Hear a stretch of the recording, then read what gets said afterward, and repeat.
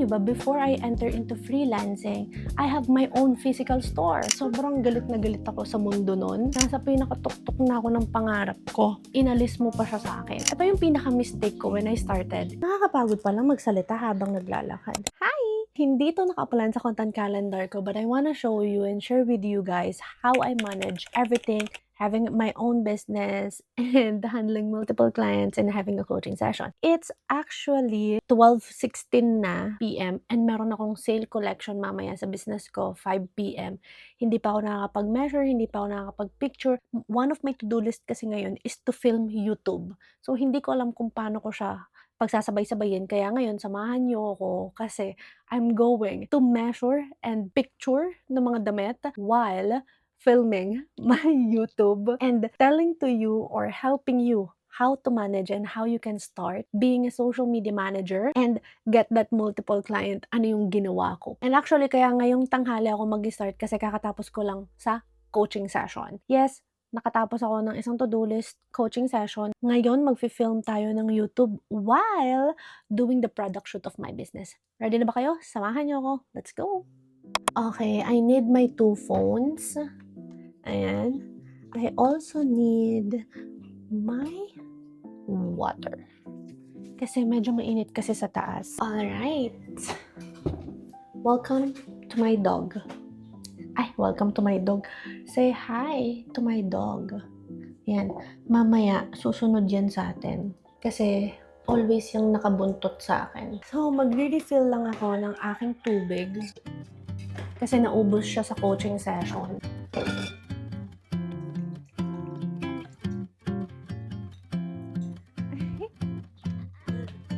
Let's go! While I'm doing my product shoot on my clothing business, I'm gonna share with you 5 things that I did to manage doing a business, having multiple clients, doing a coaching session, doing content creation, and syempre, doing everything alone. First thing is you really need to start. Even though you don't know what you're doing, you just need to start right away. Kahit kinakabahan kayo, kahit may imposter syndrome, kahit wala kayong alam. Before, nag-start lang din talaga ako and figure out the rest during the process. Hindi ko din alam kung ano yung ginagawa ko. I don't know if ano yung cover letter. I don't know ano yung portfolio. I don't know everything, like literally. But I just start kasi nga, kailangan kong mag-start. Kasi kapag hindi ka nag-start, hindi mo yan malalaman. Siyempre, para malaman mo yan, you need to start. Kaya nga, the first thing is you start even you don't know what you're currently doing. You will find a way for you to know what you will do tomorrow, today, para at some point, kahit hindi mo alam ang ginagawa mo, you are starting the process or you are stepping out of your comfort zone. Nung nag-start ako, panay research talaga ako. Sa TikTok, sa YouTube, panay nood ako ng mga content. Kahit hindi ko alam if it is something that will help me, but I know that I am taking 1% progress or taking a step to achieve my goal. Without starting, you can't start something. Okay? Nakakapagod palang magsalita habang naglalakad. And second is, of course, focus on one content creator. Kasi, ang daming resources, girl. Sa sobrang daming resources, hindi mo na alam kung sino ang paniniwalaan mo. Kaya ako dati, I focus on learning kay Latasha James about social media management. Focus on one content creator para yun lang yung susundin mo. But make sure if you focus on that one content creator, you know that you guys have the same goal or gusto mo yung ginagawa niya. Kasi mahirap maniwala sa isang content creator if kung ano yung ginagawa niya is hindi ka agree or hindi mo talaga gusto na ganun din ang ma-achieve mo sa buhay mo. Na, ay, gusto ko din maging ganito, ay, gusto ko din kung ano yung nararanasan niya.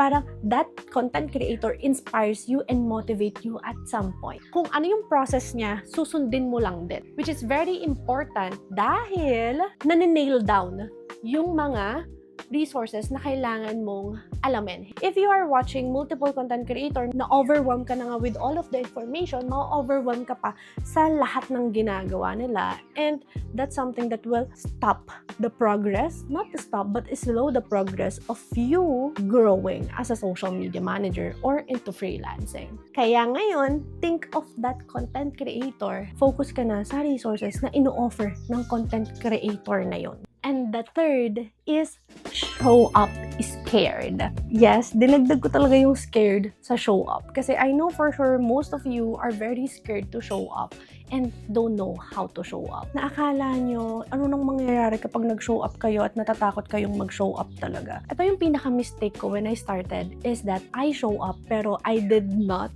show the transparency. Nahihiya ako. Kasi nung nagko-content ako, ang background ko, nandun ako sa kusina kasi nakikitira lang kami nun sa Greece. I don't have enough equipment. Wala akong laptop and yung laptop na gamit ko, sira. Pang content lang talaga yun.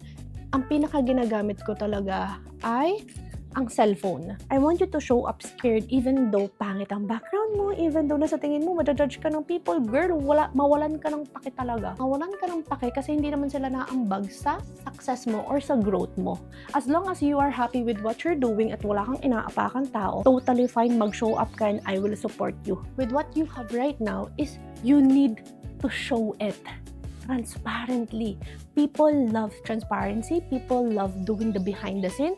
Kaya ipakita mo yun sa kanila. Huwag kayong matakot sa social media. People don't know what's really happening on your end. Ipakita mo lang kung ano yung gusto mong ipakita. As long as you're comfortable na ipakita yun sa social media, of course. And yun talaga yung mistake ko. Hindi ko na-document talaga yung journey ko before. I just show up the way how other people show up. Hindi siya satisfying actually. Hindi ko napakita or hindi ko na-document yung journey na pangit yung background, nasira yung laptop, na ang gamit kong background is kumot lang, ganun. And that's something na will motivate other people kasi they are also experiencing the same. And hindi naman lahat talaga nakakapag-start ng maganda ang equipment na ready lahat. Again, documenting everything will motivate you and will inspire you at some point. And the next thing is normalize failures, normalize rejections, normalize setbacks. Girl, literally, hindi ko lang ma-achieve lahat ng na-achieve ko right now if I did not fail before. Kasi nandun na tayo sa nakakatakot, baka mag-fail na naman ako. Nakakatakot, baka wala na namang mangyari, masayang lang yung ginagawa ko. Pero girl, you won't succeed if you did not fail, diba? It's just a lesson for us na mali yung ginagawa mo and you need to do it right. Sobrang dami kong failures, like literally. And I'm just so happy that my parent, my partner, and my family still supports me with everything that I am doing. Siguro, yun na lang din talaga yung pinaka-importante. Surround yourself with positive people, with people who is willing to support you with what you're doing. By the way, 100 pesos lang to. Biglang nag-promote. Yung mga pinipicturean ko ngayon, mga 100 pesos lang yun kasi nga nag-film ako ng sale items.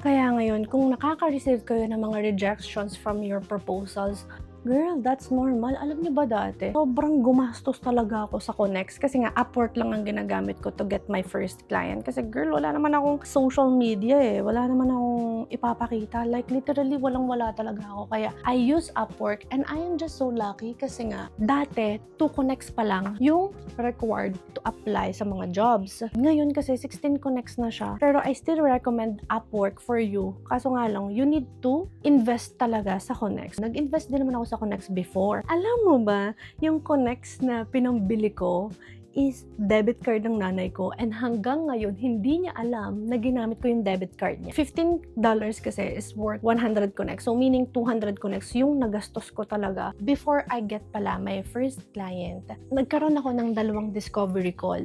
So sa 2 discovery call na yun, medyo madami pa akong Connects doon. Syempre, ligwak ako doon sa 2 discovery call. Na-reject ako during our discovery call. Syempre, kung iisipin nyo, i-reject ka during the discovery call, hindi ka talaga qualified. Hindi na sa akin sinabi yung, sige, I will contact you after this call and I will discuss it with the team. Wala nang sinabing ganun. Ang sinabi lang sa akin, I think you are not the right fit. Kung ako, didibdibin ko yun, hindi na ako mag-show up. Pero since sabi ko nga, kailangan ko ng pera, kailangan ko pa din mag-show up. Sabi ko, gagi, paubos na yung connects ko tapos mare-reject pa ako right away. Ano na ang gagawin natin sa life?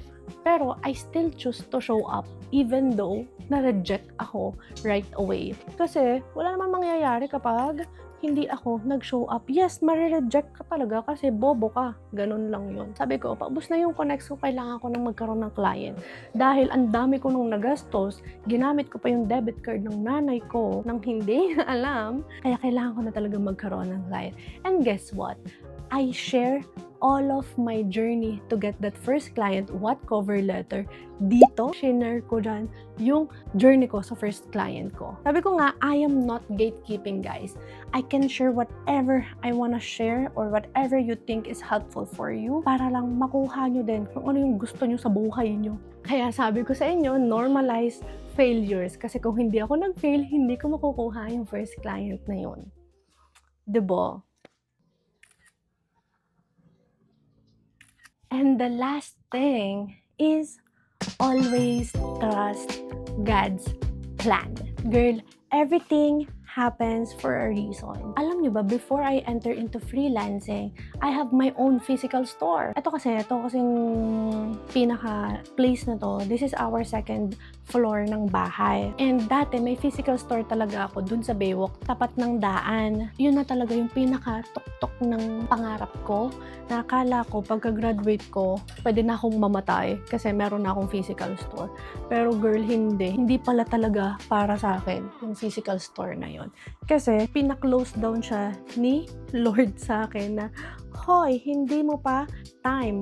Ayoko pa na mag-succeed ka in life. Kaya, nag-fail na naman si ate mo, girl. And I just trust the process. And I just trust His plan. Reason why na-close down yung business ko kasi nagpunta nga ako sa Greece kasi na-aksidente yung nanay ko and walang mag-aalaga sa kanya. I need to close down the business, quit my job, and go to Greece and leave everything. Like, back to zero. Ganon. During that time, sobrang down talaga ako. Kinwestiyon ko si Lord na, Lord, bakit naman ganon? Nasa pinakatuktok na ako ng pangarap ko. Inalis mo pa siya sa akin. Sobrang galit na galit ako sa mundo nun. Walang-wala talaga kaming money that time. Lalo na ako kasi ang dami ko pang business debt. Dahil nga, bigla ko na lang pinasara yung business ko. Kakatayo lang nun. Magkano yung puhunan na ginastos ko dun? And alam nyo ba, ngayong 2026, ngayon ko lang siya nabayaran. Yung utang ko na yun. Kaya sabi ko sa inyo, everything has a reason. Kasi, if hindi ni Lord pinasara sa akin yung business na yun, wala ako ngayon sa harap nyo. Kasi hindi naman ako magiging freelancer kung meron akong business eh. Saka ko lang na-discover si freelancing nung nasara yung business, nung nandun ako sa Greece, nung nangyari sa akin lahat ng yon. Kasi sabi ko, nasa Greece ako, anong gagawin ko dito? Wala akong income dito. And dumating na ako sa point na magkakatulong na lang ako, na maglilinis na lang ako ng bahay ng iba para lang magkaroon ng pera. Yun yung parang pinaka-dagok talaga ng buhay ko na I am willing to do everything just to get money. And I am just so lucky that I figure out freelancing. And alam nyo ba, if I did not trust His plan, hindi ko ma-enjoy kung ano na-enjoy ko right now. Kaya ngayon, nung naging successful ako sa freelancing and handling multiple clients, I rebuild this business. Kaya ito, nagpa-product shoot ako for my business kasi masasale ako later without trusting whatever is happening right now. I can't achieve everything. Kung nahihirapan kayo ngayon, kung may mga struggles kayo ngayon, may mga setbacks kayo ngayon, it's fine. Just go with the flow and just do your best and always show up. Kasi nanonood siya always sa ginagawa natin. Whatever is happening right now for us, always trust His plan kasi may mas better plan pa siya kesa sa atin. And ayun lang, I hope you've learned a lot on this video. Feel free to connect with me on Instagram, on TikTok, para mas ma-share ko pa yung journey ko with you guys. See you on my next video!